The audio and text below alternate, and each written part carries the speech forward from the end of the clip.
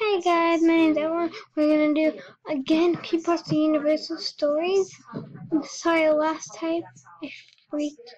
It was like no. But now this time I'm gonna actually read a story. So today we're gonna do this one. I don't know how to do it. Another picture by you. Don't delete this. Bree, don't delete this. I know you hate me. We were best friends once. I need you to read this. I think I'm in serious trouble, and there's things you cannot do. I need you to read this so you understand. I know we haven't talked since. It's been forever. But what happened to you wasn't my fault. At least it wasn't entirely my fault. I know everybody thinks it was, but I would never do anything to hurt you. It's going to sound crazy, but I need you to read this so that someone knows. I started when I was in 8th grade, the night before the Crystal Classic competition. I was at home. I couldn't sleep because I was so nervous about competing. Well, when I got on my computer, just sort of surfing the web and stuff, but I couldn't concentrate on anything. I was just sitting there, so I googled myself. I never should have done that, Bria. At first, it was all usual stuff, when you Google yourself, and I found a little Wikipedia page about myself. I thought I could have made it, or my dad, or something. There wasn't much there, just basic facts about skating, what city I lived in. The thing that got me was it said I won that year's Crystal Classic. I laughed. I thought for sure someone did it to encourage me. I confronted my dad about it, but he denied it. When I won the competition the next day, I was so happy that I won the first competition I ever won, and it felt so good. Remember how hard I worked after that? That's when my parents hired Sherry to coach me. You know how much that must have cost.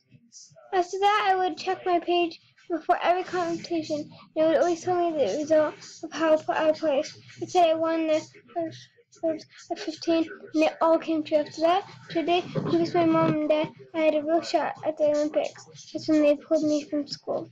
I skated every day, but I wasn't progressing the way Sergey said I needed if I wanted a shot at the championship. I was working so hard and I was skating well, but still, Sergey said it wasn't good enough. When Sergey came, I could think about was winning, so I did something I shouldn't have.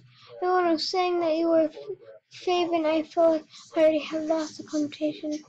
So I made a Wikipedia account and tried to update my page to say that I was a winner. The thing is, after that I tried to update the page. I checked it and all it said, "Laura is a selfish little girl who is going to get what she deserves." I broke down. That's why I looked so awful the next day. I was in daze. I remember watching your video and seeing your blades snap. The next thing I know, I was on the ground. My face was covered in blood from where the tip flew off and sliced my forehead. And then they told me it was my fault because I had your skates in my position earlier, Bria. I honestly didn't do anything to your skates. I wanted to win, but I wouldn't do anything to hurt you. Then they told me I was banned from any further competitions. Everyone said that I got what I deserved. No one even asked my side of the story. I guess he heard Sergey drop me after that. He said I ruined him. No one would talk to me. Do you know what it's like to be chased by everyone? I couldn't even get ice time. And then the page got worse. Anytime I check it, I'd say all these horrible things about me. I couldn't even tell you half of them. The language was so vile, I cried every time I read it, but I couldn't stop checking it. I knew how to do something, so I made a complaint to Wikipedia. I even tried calling them, but no one there claims to know anything about this page. I was home alone that Friday night, and I checked to see if it had been taken down. The page was still there. Only this time it said, "Laura is a pathetic little orphan." I freaked. I kept calling my parents to warn them, but every time I called, all I hear is this horrible laughter on the other end. I must have called them 100 times until I couldn't take the sound of laughing anymore. After the accident, the police needed their phones and there wasn't any record of my calls that night. So I was devastated. Before that, I was so busy training all day and doing homeschool. I never realized just how alone I had been the whole time. I never even tried to reach out, but I was so depressed and angry, I just started thinking everything out. Once I turned 18 and got the settlement money from the court, I came to Switzerland. I got to renovate myself. My skating really took off. It hasn't been a year. I felt like everything happened so long ago. That's why I should not have done it, Bree. I'm writing you now from Old Hotel out Prague. I'm auditioning for Ice Circus tomorrow. I really know I know it's the kind of thing they used to make fun of, but I really want to do this. I was feeling really nervous and out of old habit, I checked my page. It's so hard to say this, but when I checked my page to see if I get a job tomorrow, well, it said, another patrol died from this one alone, and it's today's date listed at the bottom of my desk. I'm sobbing so hard, I could really type this, but I wanted you to know the truth. Please believe me, Bree. I attached a screenshot of the page, so you believe me. It's all there, just as I told you. I don't know what to do. I don't know anyone here. No one speaks English.